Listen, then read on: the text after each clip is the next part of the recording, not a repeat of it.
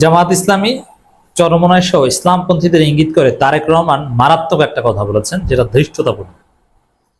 তারেক রহমানকে ক্ষমা চাওয়ার আলটিমেটাম দেওয়া উচিত। একদম হাসিনা হয়ে উঠছে তারেক রহমান। দেশে আসার আগেই ইমুতে সার্ভিস দিয়ে সে অনলাইনের মধ্যে থেকে বিদেশে বসেই হাসিনা হয়ে গেছে। দেশে আসতে যে কি হবে আল্লাহ জানে। তবে নাসিরউদ্দিন পাটোয়ারির কথাই মনে করে দিব, দেশে আসতে পারেন কিনা সন্দেহ আছে। কতবার দেশে আসার কথা বলছেন, বাড়িঘর ঘষা মাজা, কিন্তু আসার খবর নেই।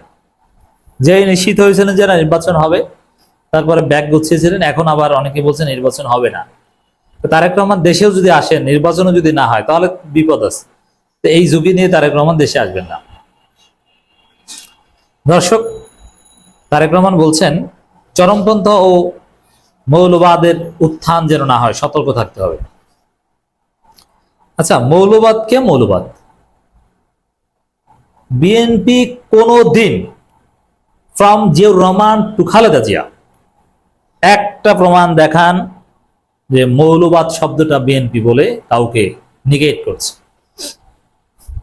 আরে ভাই, প্রতিপক্ষকে মৌলবাদ বলা, হুজুর আলেম ওলামাদের মৌলবাদী বলা, এটা তো আওয়ামী লীগের গালি। সব আওয়ামী ন্যারেটিভ তারেক রহমান গ্রহণ করছে। আরে ভাই, চরমপন্থী তো আপনার দল। এরা পাথর মেরে মানুষ হত্যা করে, নিজেরা কামড়া কামড়ি করে 156 জনকে হত্যা করে। এরা কোমরে পিস্তল নিয়ে স্লোগান দেয়।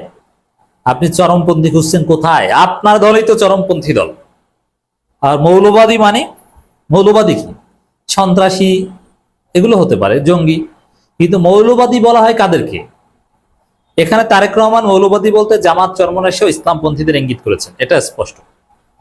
চরমনায় অলরেডি জবাব দেওয়া শুরু করেছে, তারা ক্ষিপ্ত হয়ে গিয়েছে। আর দ্বিতীয় কথা, এই মৌলবাদী শব্দটা এসেছে কোথা থেকে? এটা মূলত আমেরিকান আবিষ্কার। এটা সেই ওয়ার অন টেররের জন্য তারা এটা আবিষ্কার করেছে। তারা ইসলামপন্থীদের, হুজুরদের, মুসলমানদের মৌলবাদী বলতো, এবং ওইটা ভারত থেকে বাংলাদেশে হাসিনা ইম্পোর্ট করেছে। হাসিনা জামাত ইসলামপন্থীদের, যারা পলিটিক্যাল ইসলামে বিশ্বাস করে, আল্লাহর জমিন, আল্লাহর আইন কায়েমের কথা বলে, তাদেরকে মৌলবাদী বলে গালি দিয়ে তাদেরকে ধরাশয়ী করত। কিন্তু বিএনপি কখনো হুজুরদের বা ইসলামপন্থীদের মৌলবাদী বলতো না। বিএনপি জঙ্গিবাদ দমন করেছে। 2001 থেকে 2006 যে জঙ্গিবাদের উত্থান হয়েছিল, তাদেরকে বিএনপি দমন করেছে, রাইট? বিএনপি সরকারই তো ফাঁসি দিয়েছে আব্দুর রহমান বাংলা ভাইদের, আতাউর রহমান সানিদের।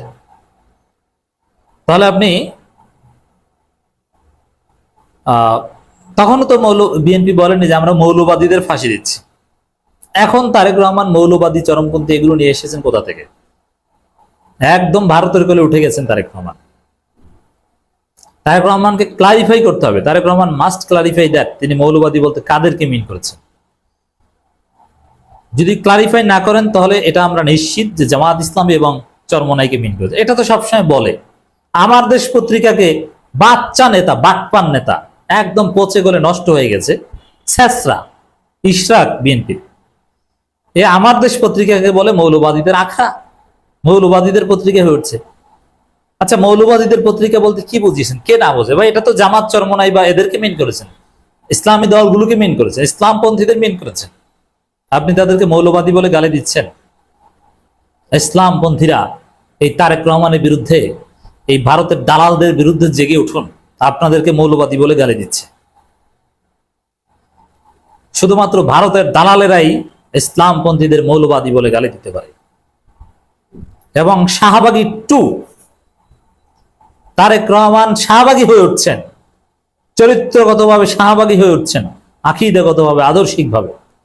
নইলে এভাবে মৌলবাদী বলতে পারেন না। তারেক রহমানকে জবাব দিতে হবে। আসলে চরমনাইয়ের লোকজন এই বিষয়ে লেখালেখি শুরু করেছে। যেমন চরমনাইয়ের একজন গুরুত্বপূর্ণ তাত্ত্বিক রেজাউল করিম আবরার, তিনি লিখেছেন চরমপন্থী এবং মৌলবাদের উত্থান যেন না হয় এ ব্যাপারে সতর্ক থাকার আহ্বান বলেছেন তারেক রহমান। আচ্ছা, মৌলবাদ কারা? মৌলবাদী বলে কাদের বুঝালেন তারেক রহমান? গর্ব করে বলি আমি একজন মৌলবাদী, ইসলামী মৌলবাদী।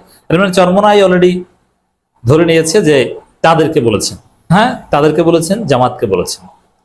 এখন এই বয়ানের তাৎপর্য কি?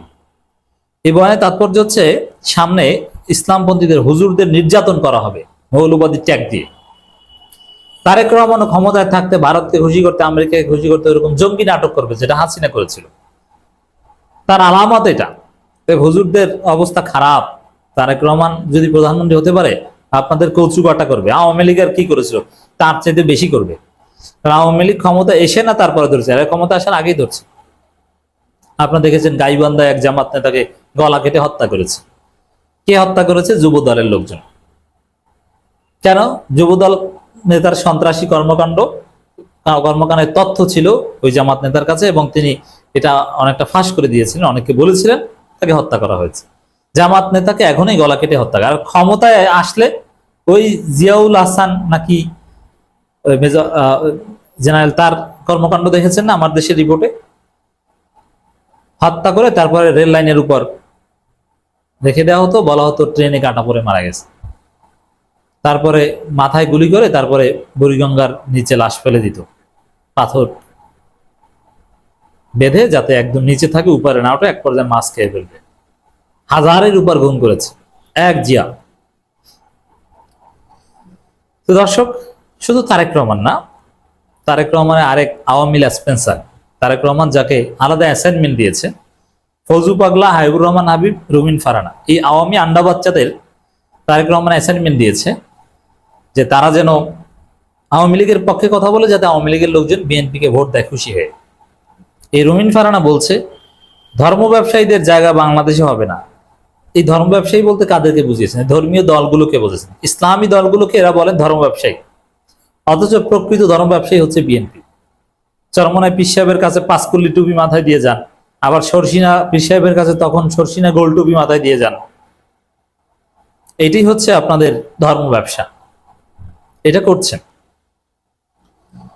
দর্শক, সবাইকে সোচ্চার থাকার আহ্বান জানিয়ে বিএনপি ভারপ্রাপ্ত চেয়ারম্যান তারেক রহমান বলছেন, বাংলাদেশে কোনো চরমপন্থা বা মৌলবাদীর অভয়ারণ্য যেন কোনোদিন পরিণত হতে না পারে সেই প্রত্যাশা করেন। মানে জামাত, চরমনাই বা হুজুররা যেন ক্ষমতার দ্বারে কাছেও যেতে না পারে সেই ব্যবস্থা করতে হবে। এদেরকে এখন থেকে দমন করার ব্যবস্থা করতে হবে।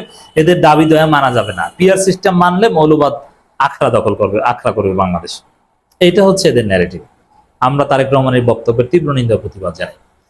ইসলামপন্থীদের মৌলবাদী বলাটা এটা ভারতীয় এবং মার্কিন ষড়যন্ত্র, ইসলামের বিরুদ্ধে ষড়যন্ত্র।